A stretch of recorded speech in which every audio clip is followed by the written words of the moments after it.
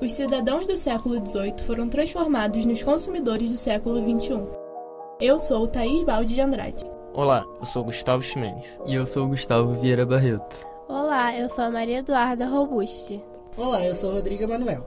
E hoje vamos falar sobre consumidores e cidadãos, conflitos multiculturais da globalização, de Nestor Garcia Canclini.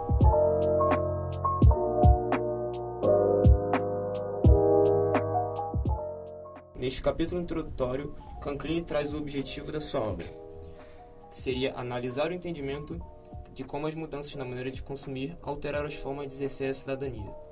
Tudo isso começa na segunda metade do século XX, onde os aparelhos eletrônicos entram na casa das pessoas e com isso mudam as suas formas de se socializar. Canclini diz que no passado a mudança que teve foi por conta que o consumo era liderado por uma racionalidade econômica.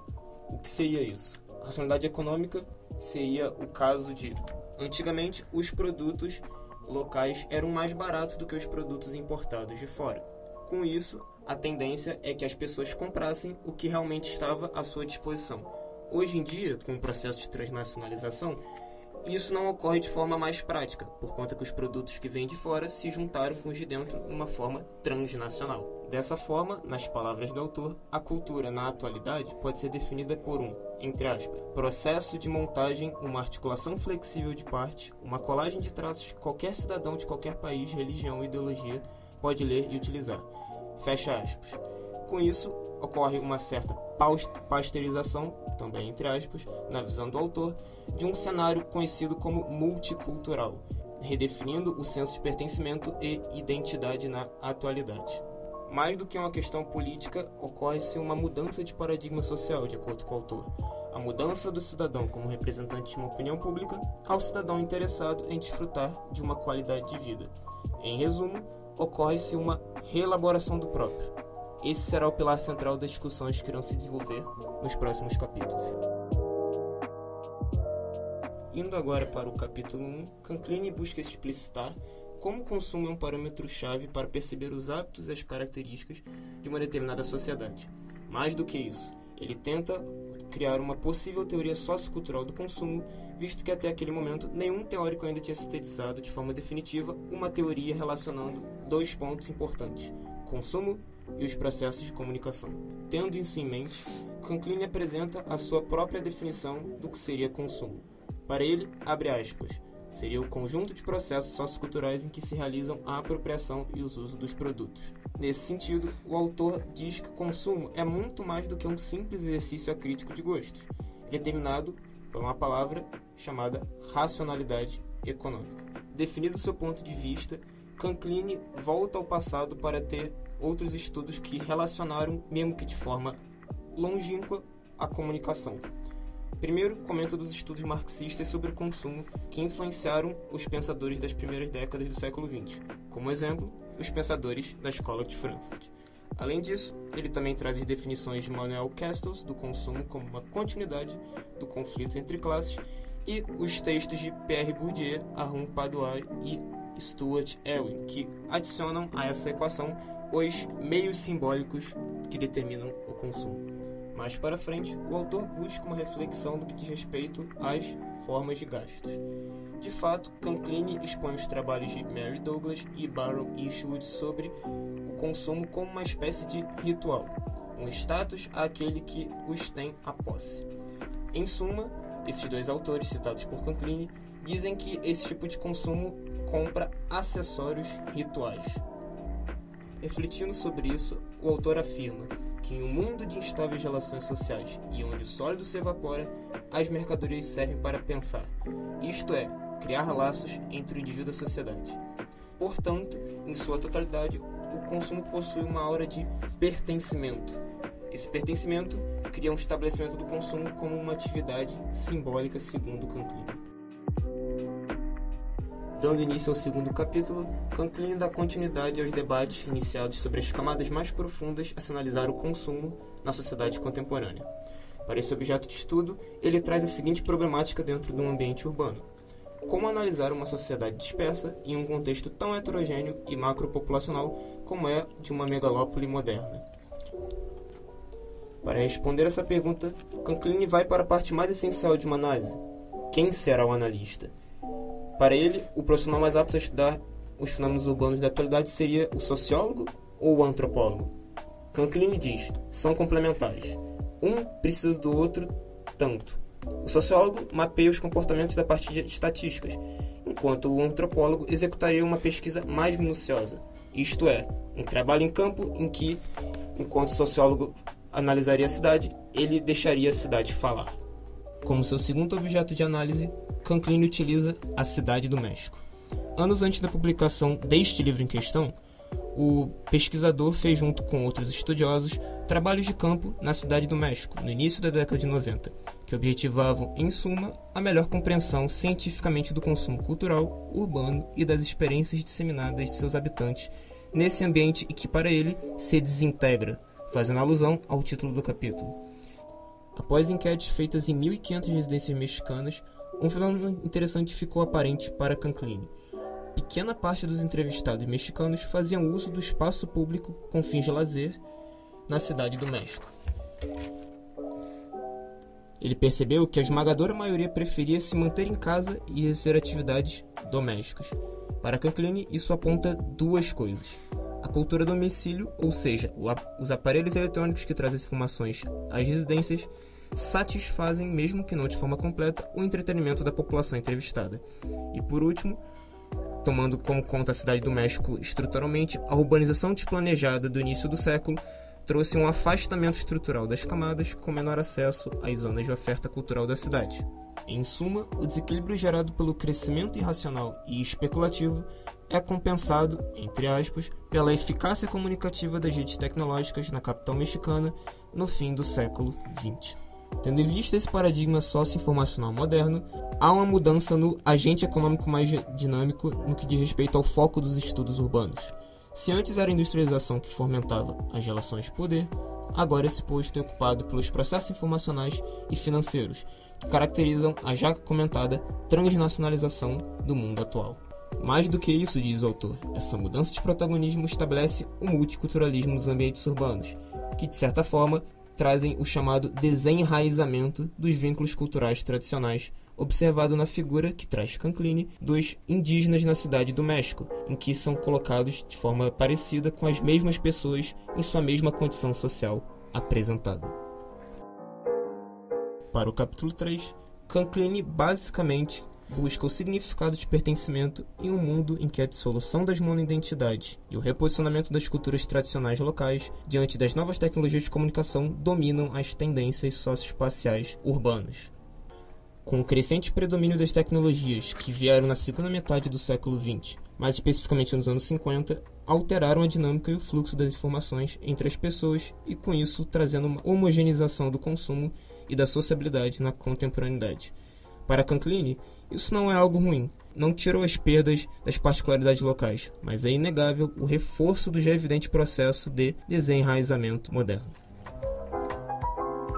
Além disso, para Canclini, essa dificuldade de homogeneização da identidade pode se dar em qualquer grande cidade, talvez em bandos juvenis ou na discriminação de imigrantes. Ele ainda comenta sobre esse preconceito fantasiado de humor com os imigrantes, que a população de setor médio e alto fazem. Também fala sobre a política cultural dos comunicadores em programas de rádio e TV que fantasiam esse preconceito. Canclini cita ainda Carlos Monsiváis, que diz que o sarcasmo em relação aos subalternos não é o simples efeito do desprezo dos setores privilegiados. Os meios de comunicação de massa difundem-no com êxito enquanto o público desses mesmos o festeja.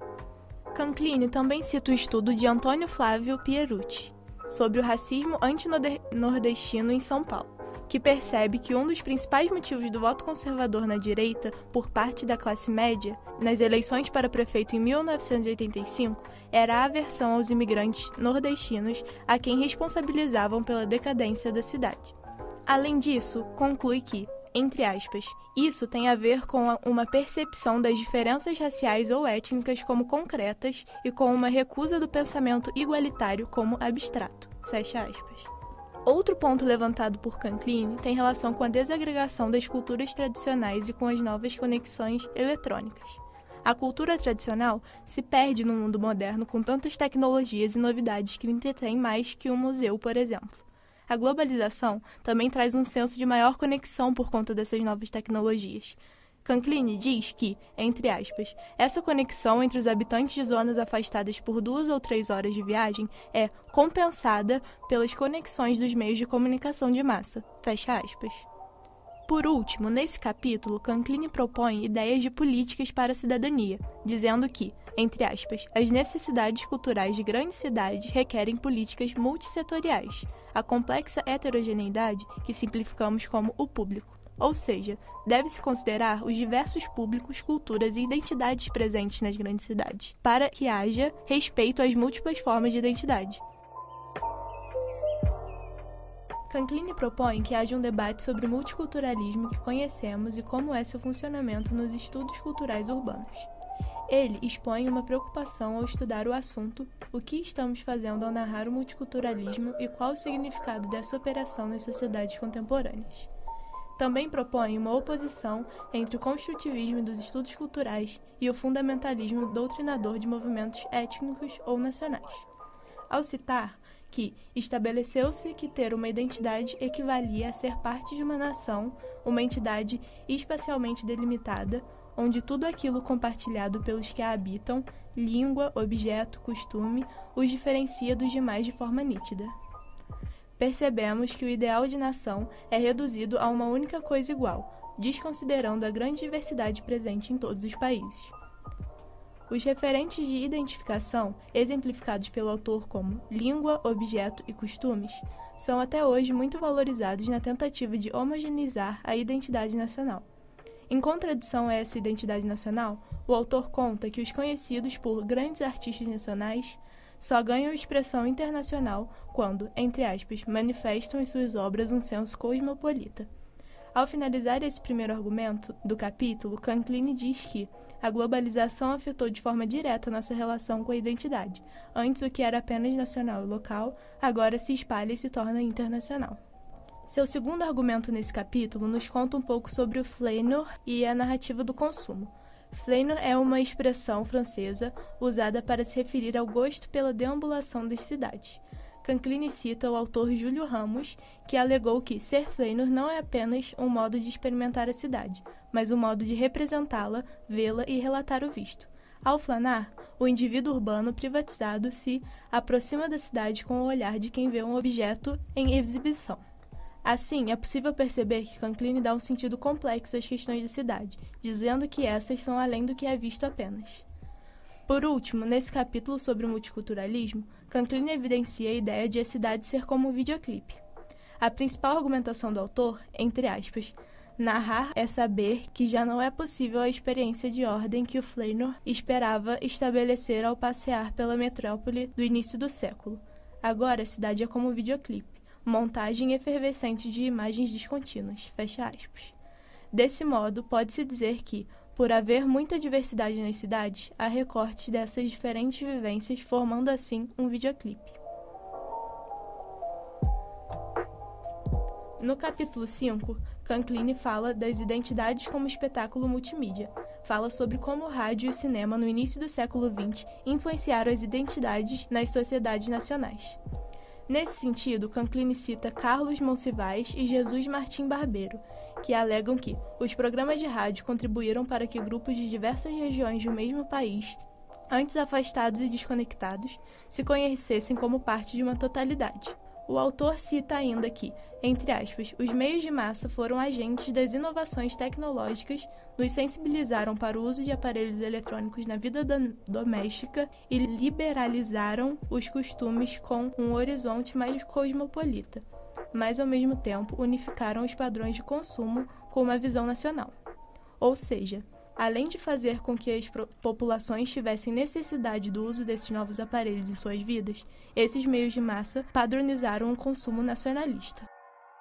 No início do século XX, havia a ideologia nacional desenvolvimentista, que apoiava o fortalecimento do mercado de cada nação. Nesse sentido, Canclini diz que, entre aspas, mesmo os atores mais internacionalizados naquele momento, como a TV e a publicidade, nos incitavam a comprar produtos nacionais e difundiam o conhecimento do próprio. Entretanto, com, entre aspas, a abertura da economia de cada país aos mercados globais e a processos de integração regional, foi reduzindo o papel das culturas nacionais. Ou seja, para o autor, os países mais desenvolvidos influenciavam os subdesenvolvidos.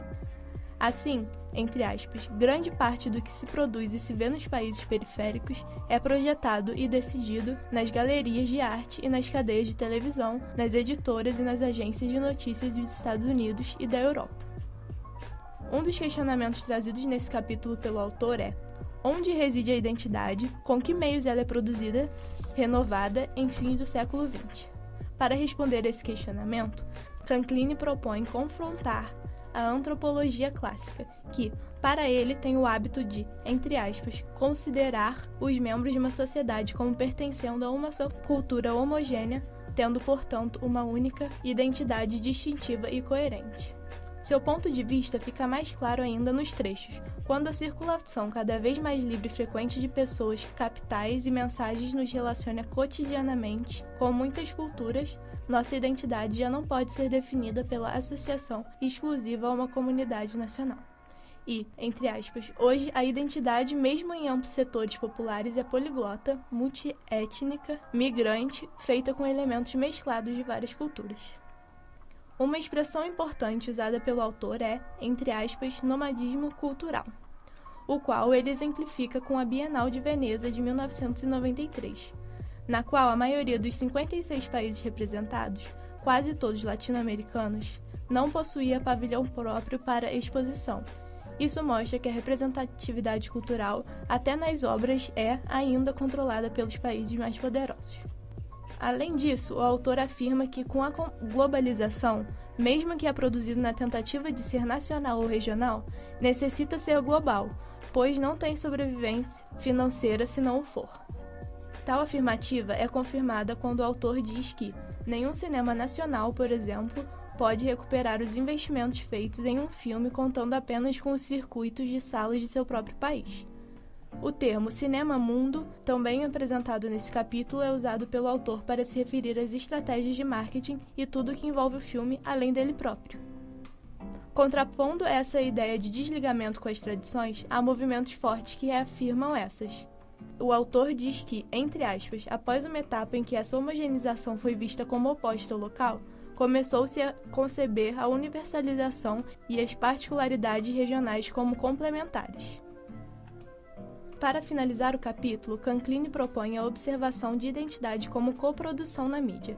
Para ele, entre aspas, deve-se levar em conta a diversidade de repertórios artísticos e de meios de comunicação que contribuem na reelaboração de identidade.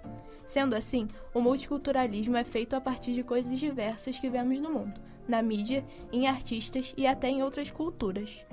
Por isso, ele afirma que, entre aspas, ao se tornar um relato que construímos incessantemente, que construímos com os outros, a identidade se torna também uma coprodução.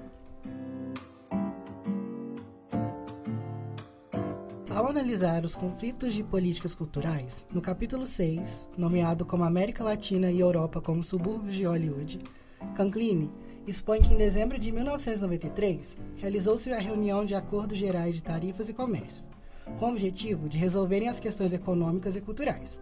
Entretanto, tais discussões a respeito da circulação audiovisual não se consolidaram e se contrapõem com as políticas culturais internas de cada país em meio ao fenômeno da globalização. A Europa, por exemplo, optou por ter o total controle de suas mídias, enquanto os Estados Unidos pediu a livre circulação de seus meios de comunicação. Analisando o cenário em questão, na qual os produtos audiovisuais americanos representavam uma boa parcela de rendimentos financeiros do país, por conta da exportação, e que o cinema estadunidense se consolidava como maior no mercado internacional, visto como o cinema, com uma enorme influência na América Latina e no mundo, são contraditórias tais exigências do país, visto que nos Estados Unidos, produtos estrangeiros não possuem espaço suficiente no mercado, o que é evidenciado na página 166 pelo autor. Abre aspas.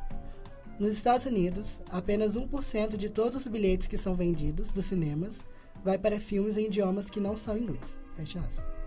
por causa da cláusula 301 da Lei do Comércio, que impede a propagação de tais produtos culturais estrangeiros. Devido a causas mais complexas, que o autor explicita no próximo capítulo, vários cinemas da América Latina foram obrigados a fechar.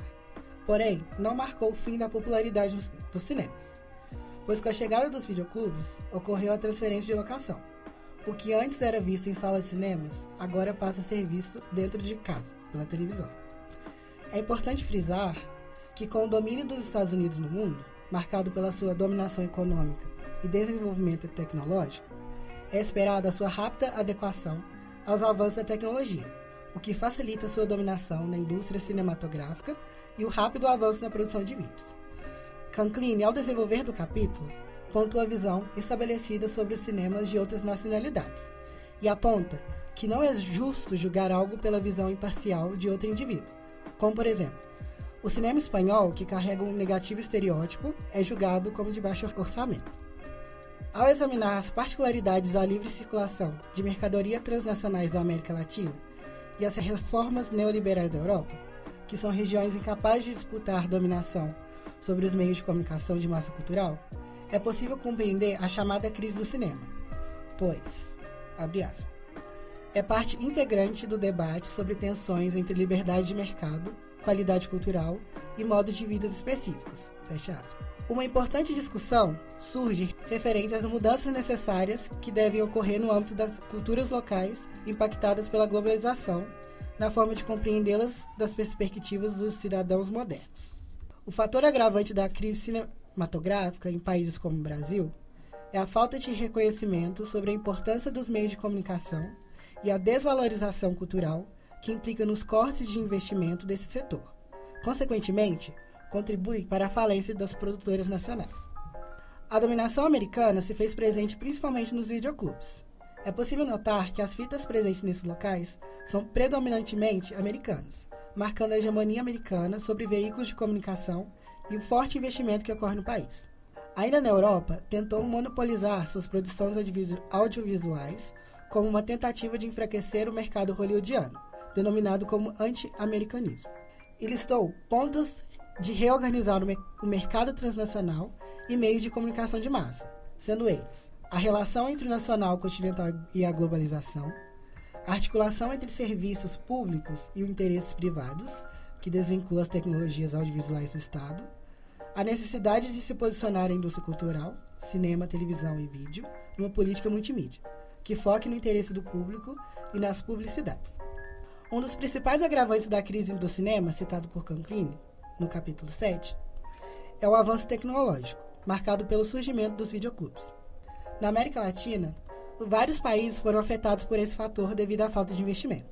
Entretanto, quais foram os fatores que levaram as pessoas a transferirem um local planejado para assistir filmes às suas casas?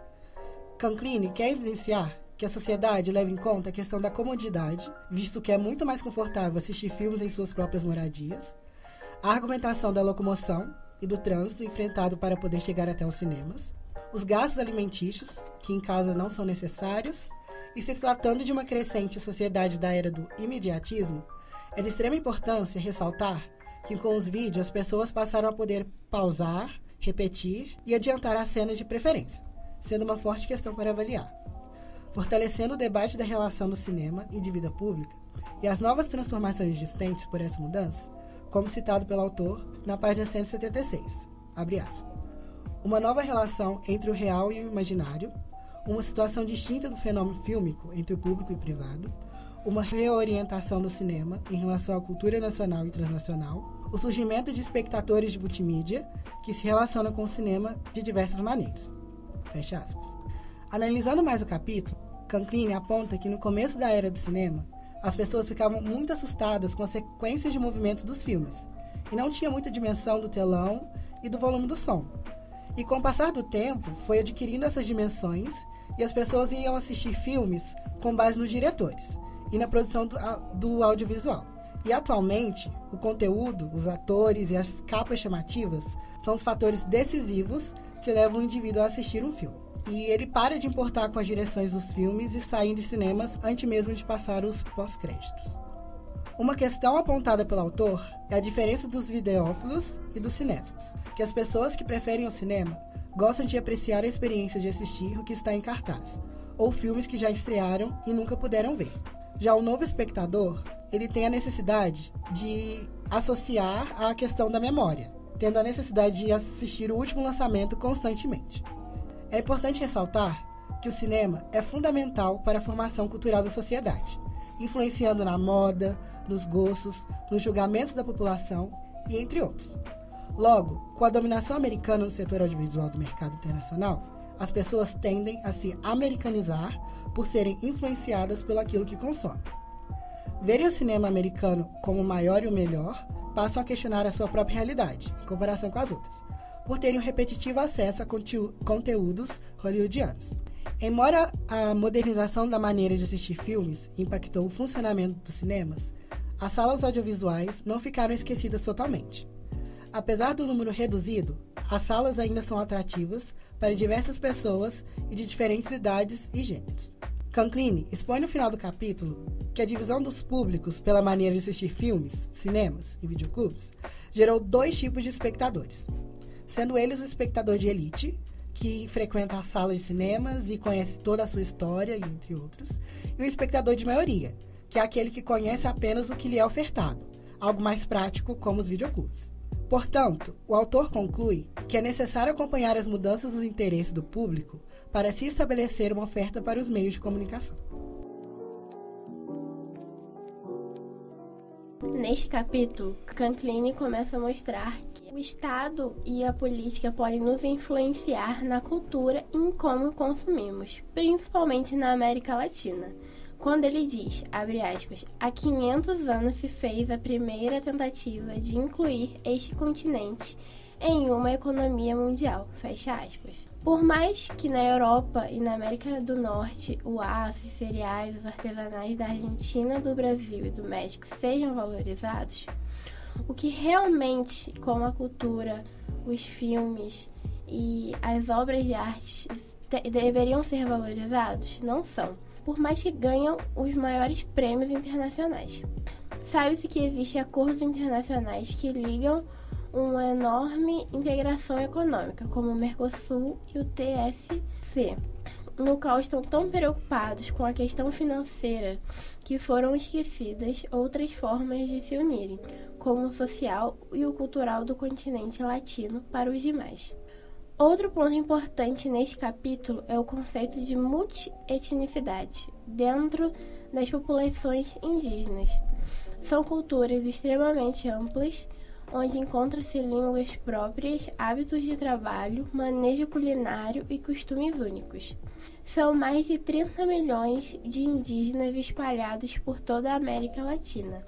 E não é possível pensar numa cultura e os processos de formação do continente sem cogitar a aparição desse povo, como Yamaya, Mapuches, Mixtepos, Maias, Minhacas, Tecas, Tiques e dentro dos territórios do México, Chile, Guatemala, Bolívia, Equador e Peru.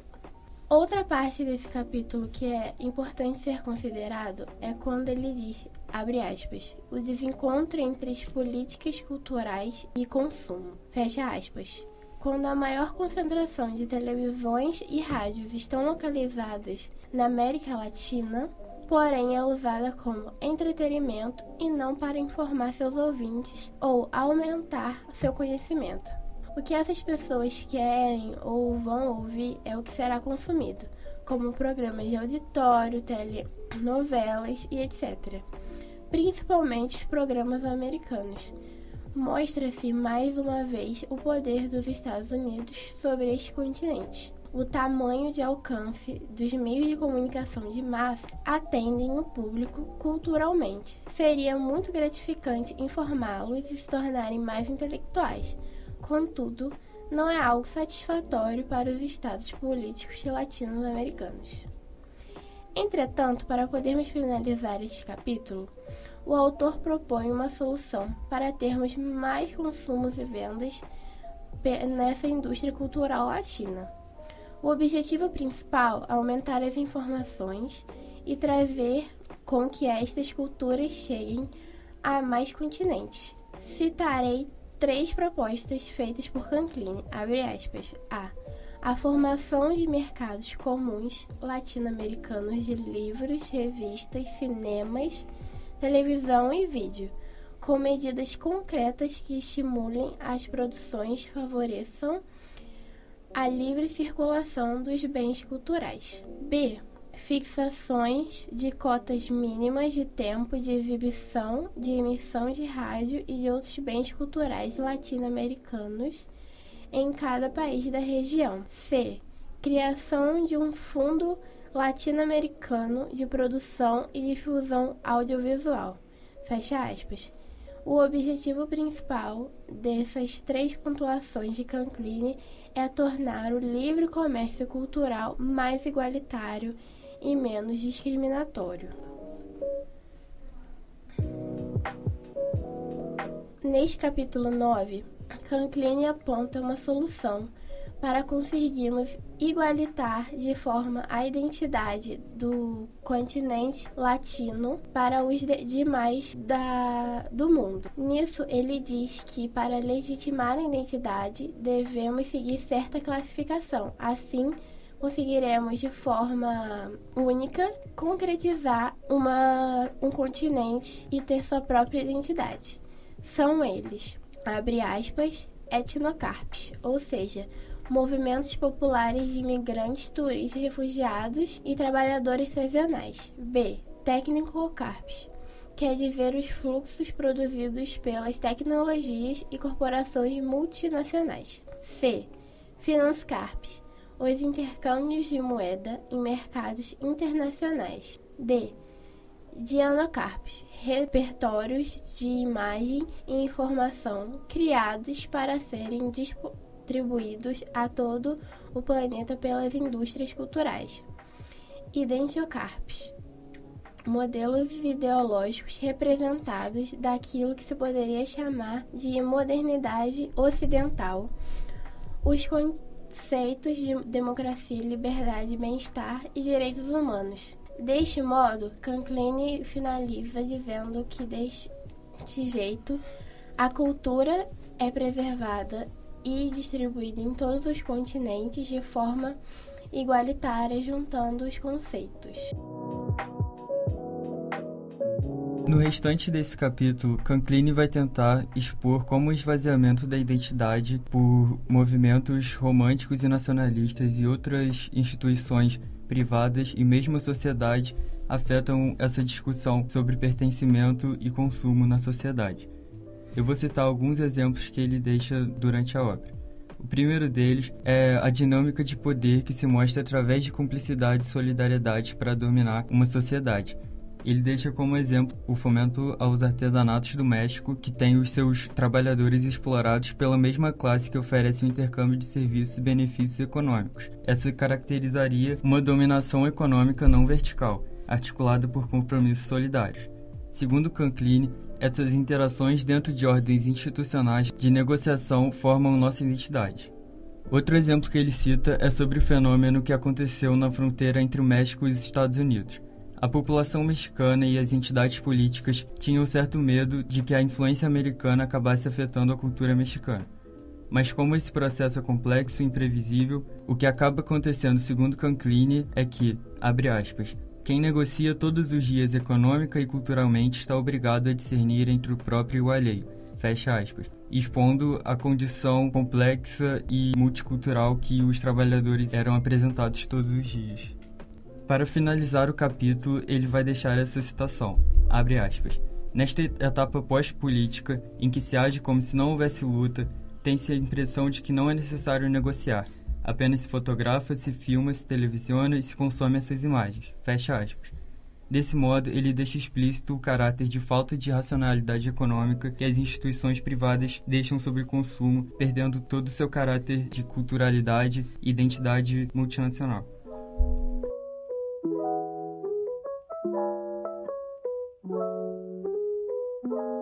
Na sequência, abrindo o capítulo 10, Canclini tem como objetivo nessa seção da obra evidenciar o fenômeno de negociação das identidades, numa dinâmica multicultural e internacional do mundo globalizado. Dando continuidade à ideia apresentada nos capítulos anteriores, o autor analisa a tentativa de criação de um espaço público, de protagonismo e expor o choque sociopolítico que é a consequência do conflito de interesses entre a sociedade civil e os meios privados de mídia, de governo e de produção. Em busca de avaliar essas diferentes extensões de cultura em uma sociedade diversa e permeada por questões de poder e dominação, Canclini tenta argumentar sobre a apropriação dos cenários de consumo onde se formam as bases estéticas da cidadania. Segundo Canclini, governos ignoram culturas urbanas modernas, como movimentos musicais e indígenas, que representam sensibilidade de massa e são cenários de consumo onde se formam as bases estéticas da cidadania. Segundo o autor, as artes têm funções estéticas de desafiar, refinar, criticar e buscar a excelência. Essas são as maneiras que os artistas modernos encontraram para ajudar os espectadores a não serem cidadãos submissos. Segundo o autor, a arte serve de escape das ilusões niveladoras, mas as possibilidades são frustradas quando os artistas se deixam disciplinar pelo mercado ou por multiculturalismos homogeneizadores. Então, o autor começa a introduzir uma ideia de que nas criações culturais precisamos oscilar entre integração e desconexão. Segundo Canclini, é necessário sim haver busca por fatores internacionais para nos atualizarmos tecnologicamente e esteticamente, além de nutrir o intercâmbio multicultural.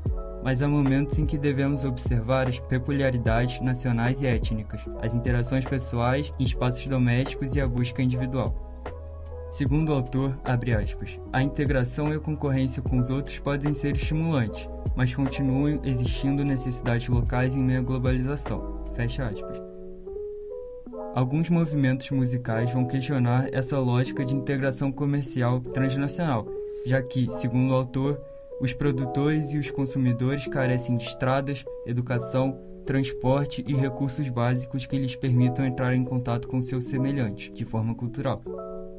Então, entrando nessa ideia de integrar-se ou desconectar-se, Canclini quer analisar como refazer conjuntamente o papel do Estado e da sociedade civil, repensando as políticas junto das formas de participação e o que significa ser cidadão e consumidor.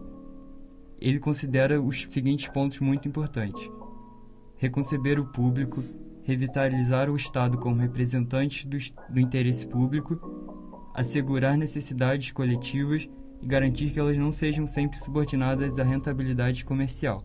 Sem esses pontos, não é possível criar esse trabalho conjunto entre Estado e sociedade civil para repensar essas políticas. Na página 254 de sua obra, ele faz um questionamento. É possível se desconectar ou ao menos se livrar dos condicionamentos das redes hegemônicas de informação? Ele argumenta que nas ciências exatas, as tecnologias fazem a comunicação fluir e melhorar o acesso à informação. Mas nas sociais, o processo abre menos possibilidade de se formar por um espaço público científico em que as informações qualitativas sejam veiculadas sem que se perca a particularidade de cada sociedade e cultura. Segundo o autor, as discrepâncias entre atores diretos e os meios jornalísticos e as ONGs informadas por vias imediatas, como em eventos que aconteceram em Chiapas, mostraram as ambivalências destas modalidades alternativas de comunicação. De um lado, elas permitem que atores locais, nacionais e internacionais tenham a possibilidade de influir no desenvolvimento do conflito e, sobretudo, defender os direitos humanos. Mas a expansão dos canais informativos também revelou as dificuldades de quem acabava de debruçar-se sobre a complexidade de uma situação multicultural das condições específicas da região. Mais tarde no capítulo, Canclini vai dizer que conceber o exercício da cidadania somente em nível local ou nacional é o mesmo que tentar enfrentar politicamente as empresas dominantes com estratégias de varejista, segundo as palavras dele. De acordo com o autor, as macroempresas reordenaram o mercado de acordo com o princípio de administração global e criaram uma espécie de sociedade civil mundial, da qual elas são protagonistas.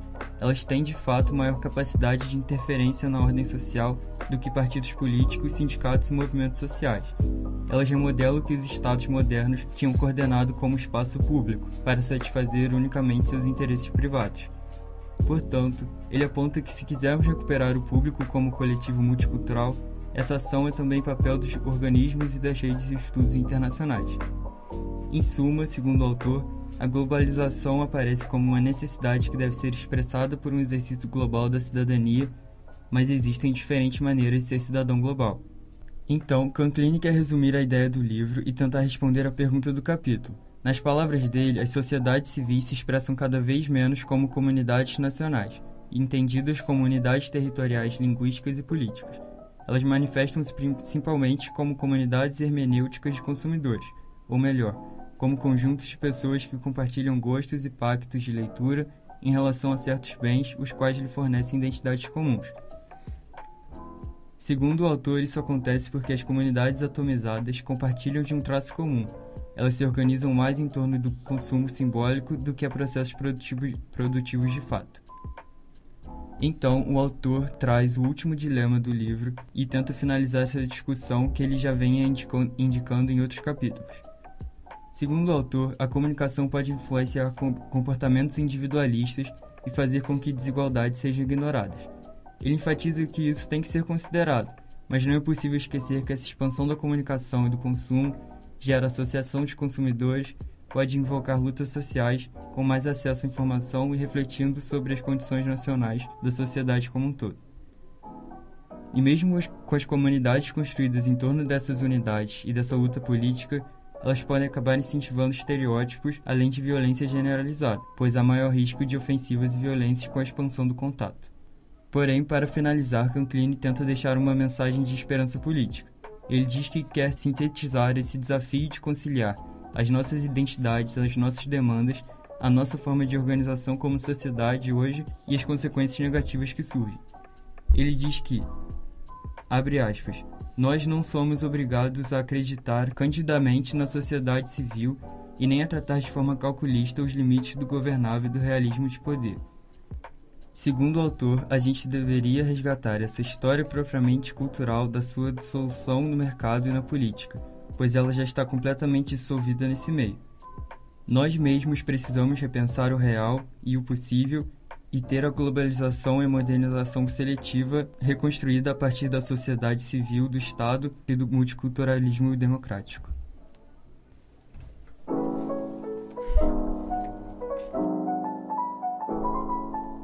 Você acabou de ouvir o podcast da disciplina de Mídia e Realidade Brasileira, realizado por alunos do curso de jornalismo da Universidade Federal de Juiz de Fora. Eu sou Gustavo Barreto e estive aqui na mesa com Thaís Baldi, Rodrigo Emanuel, Maria Eduarda Robucci e Gustavo Ximenes, com a técnica de Ramon Souza e a supervisão de Eli Borges.